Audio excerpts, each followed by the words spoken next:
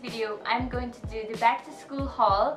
So, ito yung mga pinamili ko kanina sa National. Yung ibang mga things na kailangan ko na meron pa ako na hindi ko nagamit last year is gagamitin ko na lang ulit ngayon. So, ito lang yung mga pinamili ko. Well, onti lang naman to kasi nga, i-reuse ko na lang yan.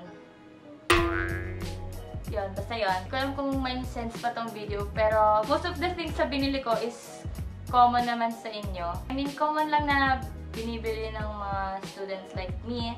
Hindi ko alam kung medyo late na tong video, pero for some students out there na mga July pa yung pasukan, like me, July 2 kasi yung pasukan ko. And iba dyan, August pa, so this video is for you. So, ito yung lang yung mga pinamili ko. O, pinamili ko. Pera ko.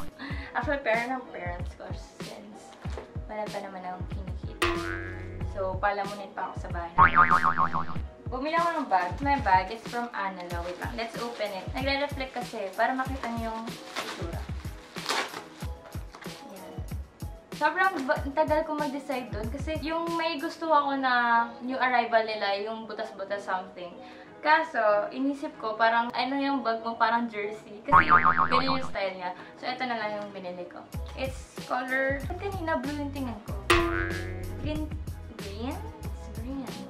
I like this one. Dati kasi puro Jansport ako and all. So, ngayon, nag-try ako ng bago. So, this one's my new bag. Hindi na ako bumili ng bagong school shoes since okay pa naman yung school shoes ko. Let's proceed sa school supplies. This one is yellow pad. Hindi na kasi kami intermediate since senior high school na. Tapos, nung grade 11 ako, ang dami kong binili kasi hindi ko alam kung yellow pad na ba or intermediate pa din yung gagamitin. So yeah, nasayang yung intermediate ko nun kasi yellow pad na pala kami. Wala akong background kasi lahat ng mga kapatid ko rekta college na. So, wala akong matanungan. Well, pwede naman ako magtanong sa ibang senior high. Let's move on. So, this one is a Classify ring binder.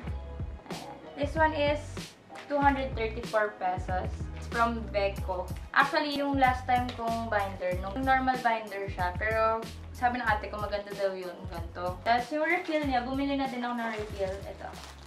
Tapos may iba-ibang klase ng refill.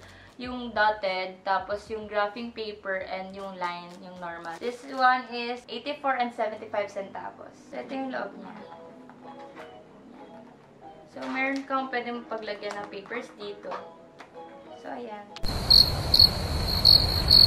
Sis, hindi siya divided. Oh, no. La. Oh. Lagyan ko na lang siya ng divider. So, next is I have this notebook for math. So, it's from Cattleya. It's 60 and 75 centavos. I also bought a ruler from ORIONS. Actually, nakailang ruler na ako eh. Hindi ko alam, lagi ako magpapabili ng ruler. Pero kasi nawawala siya lagi. They ask you how you are, you just have to say that you're fine. So, I bought another one. And it's 40 pesos. Mahal pa lang. I also bought a mechanical pencil from Faber Castel. Ayaw niya mag-focus. It's in color pink. Tapos may kasama na siyang bala. And it's 97 and 25 centavos. Meron akong ganito, color blue. And hindi ko alam kung saan na naman napunta. Wala ako, oh my god. I also bought a correction tape. Siyempre sa una lang yan. Kasi for sure, hiram na naman ako after maubos to.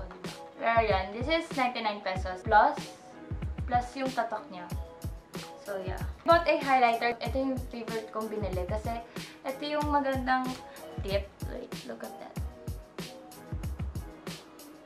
Ayan, yung clear yung tip niya para makita yung dinadaanan nung focus on me. Focus on me. Focus.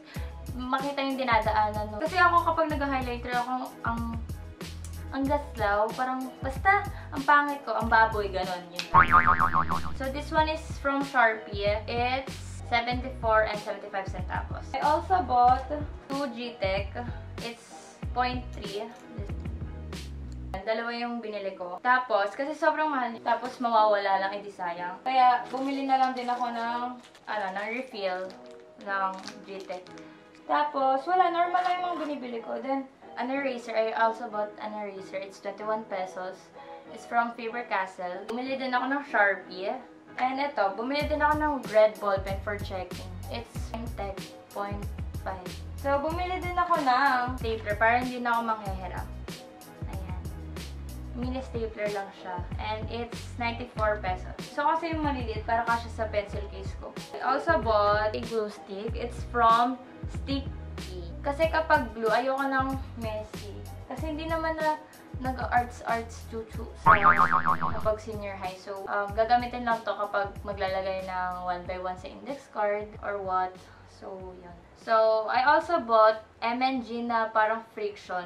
Kasi mahal yung friction na pilot eh. So, ito yung binili ko. And that's all for today's video. I hope you guys liked it. And if you did, make sure to give it a big thumbs up.